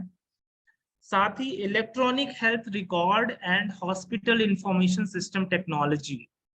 अभी तक क्या होता है कि हम मैनुअल रिकॉर्डिंग करते थे, मैनुअल डेटा रिकॉर्ड करते थे। इलेक्ट्रॉनिक हेल्थ रिकॉर्ड से क्या होगा कि लाइक अगर हमने एक प्राइमरी हेल्थ सेंटर में एक पेशेंट को इनरोल्ड किया एंड उसे रेफर किया, तो जो डिस्ट्रिक्ट हॉस्पिटल में जो पैलिएटिव केयर सेंटर है वहां पे पेशेंट का डेटा ऑलरेडी पहुंच जाएगा। एंड जब पेशेंट वहां पहुंचेगा तो पेशेंट की सारी इंफॉर्मेशन पर्टिकुलर जो स्पेशलिस्ट है उनके पास होगी। तो अगर हम इलेक्ट्रॉनिक हेल्थ रिकॉर्ड्स का यूज करें तो हम इजी रेफरल्स कर सकते हैं, और रेफरल जो है बहुत इंपॉर्टेंट पार्ट है। इसके अलावा एजुकेट कर सकते हैं सभी हेल्थ केयर प्रोवाइडर और स्टाफ को। इसके लिए बहुत सारी जो ऑर्गेनाइजेशंस हैं लाइक पैलियम इंडिया ऑल्सो बहुत ही अच्छा काम कर रहे हैं, जो ऑल ओवर इंडिया के हेल्थ केयर प्रोफेशनल्स हैं उनको एजुकेट कर रहे हैं, स्किल्ड कर रहे हैं। एंड साथ में इंक्रीज पेशेंट सेटिस्फेक्शन, और साथ में हमें क्या करना है, प्रोवाइडर्स बर्न आउट रिड्यूस करना है। तो किस तरह से, कभी कभी हम as a health care professional हम खुद ही बहुत ज्यादा डिस्ट्रेस में होते हैं हेल्थ केयर प्रोवाइड करके, या किसी की कंडीशन देके कि वो बहुत ही बड़ी इल कंडीशन में बीमार है, तो हमें क्या करना है कि उस चीज को भी ध्यान रखना है कि पेशेंट के जो केयर प्रोवाइडर उनमें बर्नआउट ना हो, तो प्रॉपर उनको हमें गैप देना है, प्रॉपर उन्हें हमें अगर शिफ्ट ड्यूटी कर रहे हैं तो उन्हें रेस्ट देना है, एंड कुछ क्वालिटी टाइम जो है वो देना है। कहाँ कहाँ पेशेंट केयर जो पेशेंट जो है पैलिएटिव केयर एक्सेस कर सकते हैं? Sachin? Like yes, Yeah, sorry to interrupt. We have a case presentation today. That is a Okay. model case presentation. We have only okay, 8 minutes more. I think kindly short your just I will bind up, presentation. yeah, Okay. in 1 minute, in 1 or 2 yeah. Okay. So कहाँ से हम palliative care access कर सकते हैं? पहला तो ये है कि रेफरल फ्रॉम प्राइमरी जो केयर प्रोफेशनल्स हैं जो प्राइमरी हेल्थ सेंटर्स में है, स्पेशलिस्ट से रेफरल हमें मिला है, referral from care team members से मिला है, या हॉस्पिटलाइजेशन से, या कभी कभी सेल्फ रेफरल भी होता है, या हॉस्पिस से मिला है। तो ये लोग कहाँ से पैलिएटिव केयर एक्सेस कर सकते हैं? Patients home, nursing home, assisted living, hospital, ambulatory practice clinic and community based facilities। तो ये सारी लोकेशंस है जहाँ पे पैलिएटिव केयर जो है वो एक्सेस कर सकते हैं, ठीक है। और रेफरल कौन कौन कहाँ से मिल सकता है? प्राइमरी केयर प्रोफेशनल से, स्पेशलिस्ट से, हॉस्पिटल से। तो इस तरह की जो रेफरल्स हैं या रेफरल का प्रोसेस है वो as a health care professionals हमें पता होना चाहिए, एंड प्रॉपर रेफरल से क्या होगा, पेशेंट जो होता है वो पैलिएटिव केयर एक्सेस कर पाएगा। अगर हम पैलिएटिव केयर मॉडल की बात करें तो पहले डिजीज मैनेजमेंट में हम ज्यादातर क्या करते हैं, क्योर एंड कंट्रोल करते हैं, एंड जो पेन एंड सिम्टम मैनेजमेंट है उस पर हमारा उतना फोकस नहीं होता है। बट अगर हम पैलिएटिव केयर की बात करें तो जैसे जैसे हम पैलिएटिव केयर की ओर बढ़ते हैं, हमारा जो पेन एंड सिम्टम मैनेजमेंट में एरिया है वो ब्रॉड होता जाता है, एंड साथ में हम पेशेंट को रिहैबिलिटेटिव सर्विसेज प्रोवाइड करते हैं, end of life services provide करते हैं, एंड पोस्ट डेथ केयर और साथ में बेरीवमेंट केयर, जो उनकी फैमिली होती है उनको बेरीवमेंट केयर सर्विस भी प्रोवाइड करते हैं। सो इन जनरल डिजीज मैनेजमेंट में एंड पैलिएटिव केयर में जो कॉन्सेप्ट है वो पूरी तरह से चेंज हो चुका है। ओके, सो हम लोगों ने पैलिएटिव केयर के बारे में जाना कि पैलिएटिव केयर क्या है, और अल्टीमेटली हम किस पे फोकस करते हैं, पेशेंट के होलिस्टिक अप्रोच पे, like physical, psycho social, spiritual and emotional and उसके रिलीजियस बिलीफ, इन सारे एरियाज में हम फोकस करते हैं। दैट इज ओवरऑल, एंड क्या करते हैं अल्टीमेटली, इंप्रूव करते हैं क्वालिटी ऑफ टाइम को। सो अगर किसी का क्वेश्चन है, सो 1 or 2 minute will take a question, otherwise we are already short of time। Yeah. और अभी आपका एक केस प्रेजेंटेशन भी पेंडिंग है। Yeah, so I think we can move on to the case presentation now, and if they have any questions, please put it in the chat box, then you can able to answer. Yeah. last. Yeah, thank you।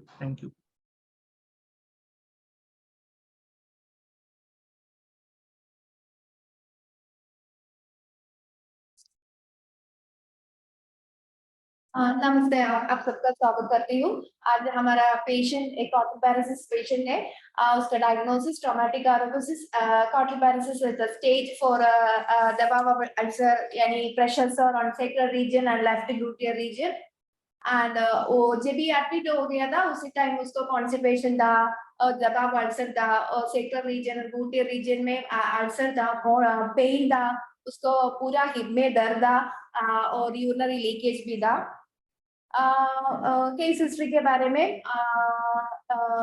weight, he had a history of fall while carrying weight followed by neck pain and weakness of both limbs।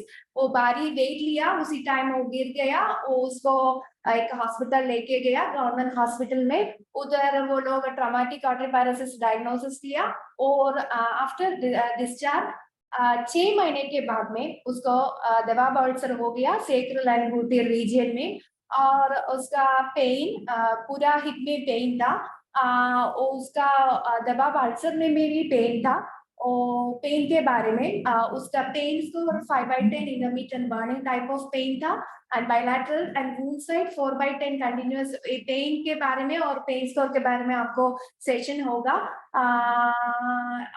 वो ये pen से वो sometimes they keep the wound open and there was disturbed sleeping was there and decreased oral intake. On examination, a patient conscious and oriented, temperature 98, pulse 82 beats per minute, respiration 20 breaths per minute, BP 120/70, systems within normal limit. And उसको pressure और दबाव ulcer था, उधर warmth और tenderness था, exudate was there, tunneling present, irregular, वो sore was in irregular shape and foul smelling was there. And routine investigation and the admission time किया था, वो HP 10, TC 34,000, polymorph 80, lymphocytes 80, eosinophils 2, platelet 1.6 lakhs, and serum creatinine 0.9, sodium 132 milligram per dl, potassium 4 milligram. Psychosocial aspects. he शादीशुदा नहीं किया था, वो उसका माँ के पास रहती थी, उसको एक सिबलिंग भी था, वो शादी करके दूसरा जगह में रहती है, ये लोगों को हेल्प नहीं करती थी। he was a manual labor and was a breadwinner of the family. अभी उसका माँ काम करने के लिए जाती है, उसको ट्रीटमेंट और इलाज सबका पैसा उसका माँ को लेने पड़ा। Now the main source of income from mother's daily wages are pension and some of his friends. इधर उसको कुछ पेंशन और थोड़ा फ्रेंड्स के हाथ से थोड़ा पैसा मिल गया, ऐसा रोज का खर्च करती थी। have taken 1.5 lakhs from private finance bank for the treatment purpose and वो चर्च में जाती थी, अभी वो चर्च नहीं जा सकती है, इसकी वजह से वो दुखी था और he communicates through cell phone, उस सेल फोन पे बात करती थी। Oh, he says to his mother like, I don't think I can walk, so please don't spend money over my treatment. उसको उतना विश्वास नहीं था कि अभी चल सकती है, तो उसने उसको माता जी से बोला कि अभी पैसा मत खर्च करने का मेरे ट्रीटमेंट के लिए। And our main concerns are उसको प्रेशर होता, पेन था और financial problems भी था। And the summary was like 39-year-old man with traumatic artery with bedsore present over sacral and the left gluteal region with pain over the hip region. Abhi, discussion points. Do we need to provide palliative care for this patient? What are the problems faced by the patient? What all can be done for this patient and his mother? आप सब एक patient को palliative care देगा और नहीं देगा, और patient का प्रॉब्लम्स क्या था और what we can do for the patient. Discussion points आप सबको इनवाइट करती हूँ डिस्कशन के लिए। आप अपने पॉइंट्स चैट बॉक्स में डाल सकते हैं या डायरेक्ट बोल भी सकते हैं।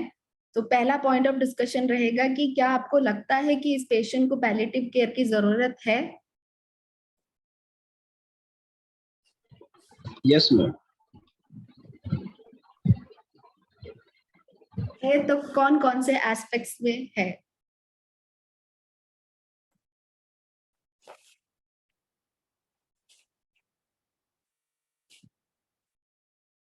एनी यस बोल रहे हैं, साहिल यस,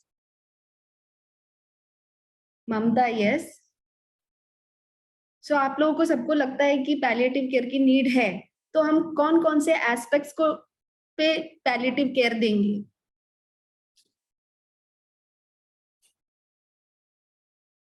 दुर्गा यस, फिजिकल,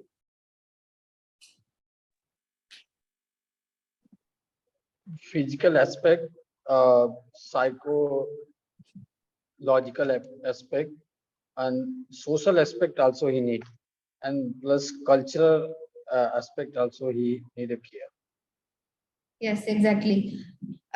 इसको याद रखने का कोई ज्यादा लॉजिक नहीं है, हम सबको पता है कि हेल्थ का डेफिनेशन क्या है। हेल्थ में भी हम 4 डायमेंशंस को फोकस कर रहे हैं, वैसे ही पैलिएटिव केयर में भी हम हेल्थ के 4 डायमेंशंस को ही फोकस कर रहे हैं, physical, social, emotional and spiritual and mental aspect, right. ये 5 एस्पेक्ट्स पे हम फोकस कर रहे हैं। ओके, सेकेंड है what are the problem face by the patient. आपको क्या लगता है इस केस स्टडी या स्टोरी को सुन के कि क्या क्या प्रॉब्लम्स पेशेंट फेस कर रहा है?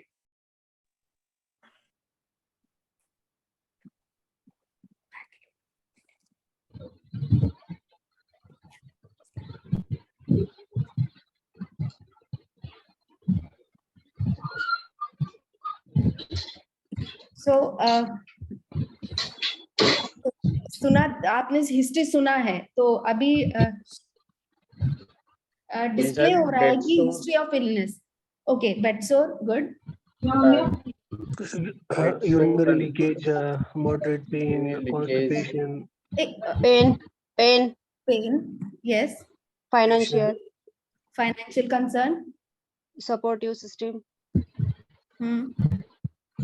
His mood is open always. Yes. Okay, so problems mainly physical issues हैं जिसमें पेन है, बेडसोर है, यूरिन लीकेज है, पेशेंट को इंसोम्निया है, लॉस ऑफ एपेटाइट है, भूख नहीं लग रही है पेशेंट को, स्पिरिचुअल इश्यूज है बिकॉज चर्च पे नहीं जा पा रहे हैं, feeling of being burden to the caregiver. Last में पेशेंट बोल रहा है ना अपनी मामा को कि माँ को बोल रहा है कि अब मेरे लिए खर्चा करने की जरूरत नहीं है ट्रीटमेंट में, तो फीलिंग ऑफ बर्डन, तो पेशेंट को बर्डन फील हो रहा है कि मेरी वजह से ज्यादा पैसे खर्च हो रहे हैं। तो ये सारे प्रॉब्लम्स हैं। और कोई पॉइंट्स आप ऐड करना चाहेंगे तो ऐड कर सकते हैं। बिकॉज फाउल स्मेलिंग है तो आइडेंटिटी इश्यूज भी है ना, वो बाहर नहीं और जाना पसंद कर रहा, decrease वीकनेस है। भी है, बाहर नहीं जाना पसंद कर रहा है, किसी से कम्युनिकेट करना नहीं पसंद, खुद को नहीं अच्छा लग रहा है ना, खुद को जब हमसे खुद ही को स्मेल आते हैं तो हम खुद ही को पसंद नहीं करते, तो वही वाला एक साइकोलॉजिकल प्रॉब्लम पेशेंट को हो रहा है। फिर पेशेंट वीकनेस की वजह से खुद से जो काम कर रहा था वो अब नहीं कर पा रहा है ना, अब वो अपना जो डेली लिविंग है वो नहीं कर पा रहा है, अब वो दूसरों के साथ, दूसरों से हेल्प को लेना डिपेंडेंट हो रहा है ना, तो वो भी एक है। फिर नौकरी छूट गई, काम कर रहा था, नौकरी छूट गई, वो भी एक साइकोलॉजिकल इश्यू में आ रहा है। और ये सारे, हाँ, पेशेंट डिप्रेशन में जा रहा है, पेन एंड फाइनेंशियल प्रॉब्लम्स है, यस। तो ये सारे प्रॉब्लम्स है जो पेशेंट फेस कर रहा है। तो जैसे हमने पहला पॉइंट बोला था कि पैलिएटिव केयर की नीड जरूरी है कि नहीं, सो हम इसमें होलिस्टिक एस्पेक्ट तो याद रखेंगे ही रखेंगे, लेकिन उसमें ये भी देखेंगे कि palliative care quality of life को इम्प्रूव कर रहा है। पेशेंट जो भी कंडीशन में है, हेल्थ रिलेटेड या सीरियस डिजीज कंडीशन में है, उस कंडीशन में हम पेशेंट के क्वालिटी ऑफ लाइफ को कैसे आगे एंड ऑफ लाइफ तक या एंड ऑफ लाइफ के बाद भी बेरेवमेंट विजिट के थ्रू हम उसे सपोर्ट कर सकते हैं, वो सारा पैलिएटिव केयर नर्सिंग में आ रहा है। तो पैलिएटिव केयर के अंदर सिर्फ पेशेंट तक ही नहीं सीमित है, फैमिली भी इन्वॉल्व है, और फैमिली के साथ एग्जैक्टली फैमिली के साथ उनका फैमिली का भी पूरा social, physical, psychological aspects involve है। और साथ में फैमिली पेशेंट अगर एंड ऑफ लाइफ आ ही गया है, अब पेशेंट नहीं है, तो हम बेरेवमेंट विजिट भी करते हैं जिसमें हम फैमिली को भी सपोर्ट करते हैं। ओके, अब हमारा लास्ट पॉइंट ऑफ डिस्कशन है what all can be done for this patient and his mother. हम एज अ टीम क्या कर सकते हैं इस पेशेंट के लिए और उसके मदर के लिए? Can provide the opioid. Please repeat. Painkiller we can provide him. या पेन मैनेजमेंट कर सकते हैं, और फाइनेंशियल प्रोवाइड कर सकते हैं एनजीओ के एग्जैक्टली फाइनेंशियल सपोर्ट दे सकते हैं through NGOs. So dressing plus changing the position. Yes, physical needs को फुलफिल कर सकते हैं। साइकोलॉजिकल सपोर्ट दे सकते हैं। ओके, साइकोलॉजिकल सपोर्ट हम एक पेशेंट, यही वाला पेशेंट है, इनको हम कैसे साइकोलॉजिकल सपोर्ट देंगे? Not if he is willing to listen is okay. Otherwise, we can tell to his family members and those who are around him, caring him. So for them. या उन्हें एक ऐसा environment हम provide करा सकते हैं, हो सकता है फैमिली मेंबर के सामने वो नहीं बता पा रहे, अपना जो फीलिंग्स है वो वेंटिलेट नहीं कर पा रहे हैं, तो हम उनको अलग से उनसे बात कर सकते हैं, एक ऐसा एनवायरनमेंट दे सकते हैं जिससे वो अपने फीलिंग्स को या उनको जो दुख दे रहा है वो बातें वो शेयर कर सके। तो वैसे ही फैमिली के साथ भी कर सकते हैं। और कुछ कर सकते हैं?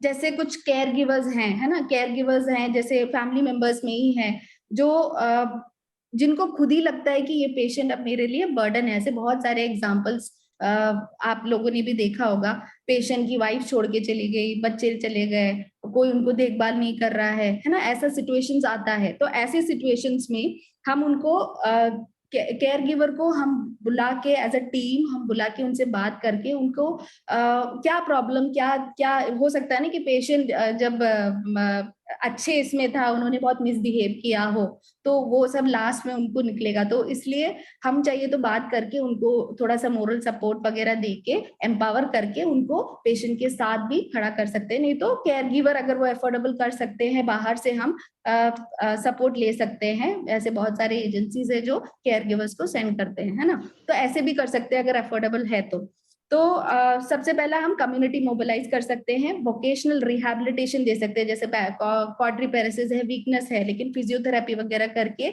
अपर लिम्ब स्ट्रेंथनिंग हो चुका है, तो हम उनको रिहैबिलिटेशन प्रोवाइड कर सकते हैं। लाइक वोकेशनल रिहैबिलिटेशन में वो जो कर सकते हैं, लाइक व्हील चेयर में बैठ के या ट्राई साइकिल्स में जाके वो लॉटरी सेलिंग वगैरह कर सकते हैं, है ना, या फिर क्राफ्ट वर्क कर सकते हैं। तो ये सारी चीजें हम उनको एज अ रिहैब, ताकि जो नॉर्मल डेली लिविंग जो वो डिजीज कंडीशन से पहले कर रहे थे वो अब आगे कर सके, राइट। फिर फंड रेजिंग, जैसे आप लोगों ने कहा कि एनजीओ के थ्रू फंड रेजिंग कर सकते हैं, मदर को केयर गिवर को एम्पावर कर सकते हैं, लाइक उनको हेल्प भी कर सकते हैं। अगर जाके पेशेंट को पोजिशनिंग करना हो, बेड सोर है तो बेड सोर की ड्रेसिंग करनी है, कैसे करनी है, क्या क्या उसमें ध्यान रखना है, वो सारी चीजें हम एज अ टीम जाके करवा सकते हैं। और any respite for the care of care giver for few days, जैसे केयर गिवर खड़े खड़े बहुत दिन हो गए, वो पेशेंट की देखभाल कर रहा है, लेकिन थोड़े दिन बाद वो भी थोड़े से मींस अनहेल्दी हो जाते हैं, है ना, उनको भी लगने लगता है कि अब मेरे अंदर एनर्जी नहीं है कि मैं उनको टोटल केयर कर सकूं। तो हम ऐसे कंडीशन में एज ए टीम हम उस पेशेंट को ऐसी जगह में शिफ्ट कर सकते हैं जहां पे उनको एज ए टीम पूरा हेड टू टो केयर मिल सके, उनको सपोर्ट मिल सके, और टिल देन उस टाइम तक हम पेशेंट के केयर गिवर को कहीं अदर फैमिली मेंबर्स के पास छोड़ सकते हैं, ताकि वो थोड़ा सा दिन वहां पे बिता के आ सके। तो ये भी है एक रेस्पाइट, एक टाइम, मतलब एक इंटरवल दे सकते हैं कि केयर गिवर अपने आप को भी टाइम देके फिर पेशेंट के पास वापस आ सके, ताकि 100% एनर्जी के साथ आके वो पूरा केयर दे सके। फिर क्या क्या उनके हेल्थ इश्यूज हैं, इमोशनल फैक्टर्स है, उनको भी रूल आउट कर सकते हैं। और हम पेशेंट को ये बोलेंगे, जैसे पेशेंट इसमें बहुत इमोशनली डाउन है, कि हम आपके साथ हैं हर स्टेज ऑफ लाइफ में, आप आगे रहेंगे, हम ऐसे अश्योरेंस हम दे सकते हैं, हम देते हैं। हम अपने डेली लाइफ में भी जिनसे भी मिलते हैं हम बोलते हैं ना, फ्रेंड से भी अगर वो इमोशनली डाउन होते कि हाँ मैं तुम्हारे साथ हूँ, तो वैसे वाला एक वी फीलिंग पेशेंट को भी देना है। एंड और इस कंडीशन में पेशेंट को बहुत ऐसा लग रहा था कि अब मैं यूजलेस हूँ, मैं कुछ नहीं कर सकता, मेरे अंदर अब वीकनेस आ चुका है, मैं इस डिजीज कंडीशन से सफर कर रहा हूँ। तो हम उनको ये बोल सकते हैं कि अपने कम्युनिकेशन के थ्रू, आगे आप सीखेंगे कि कम्युनिकेशन को कैसे इंप्रूव करना है, कम्युनिकेशन के थ्रू हम बोल सकते हैं कि किस तरीके से हम पेशेंट को अपनापन फील करा सकते हैं, तो वो भी इसमें इंक्लूडेड है। सो अब आप ये हमारा केस डिस्कशन था, इसमें ये पॉइंट्स थे।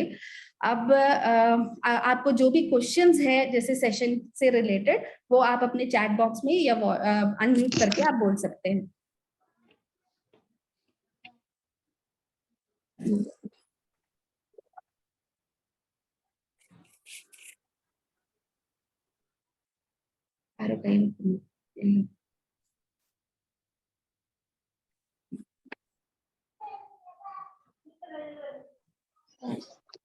Sachin, do you want to add anything?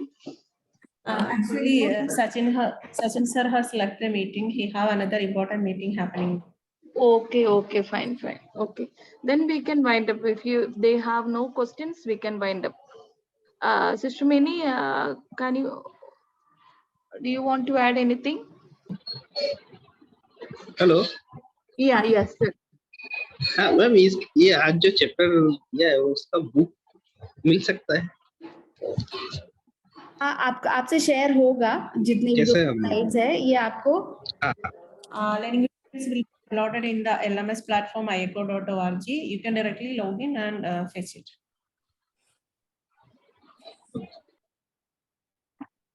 Okay, तो आपको डाउट नहीं है? अगर आपको डाउट हो तो अगले सेशन में आप पूछ सकते हैं।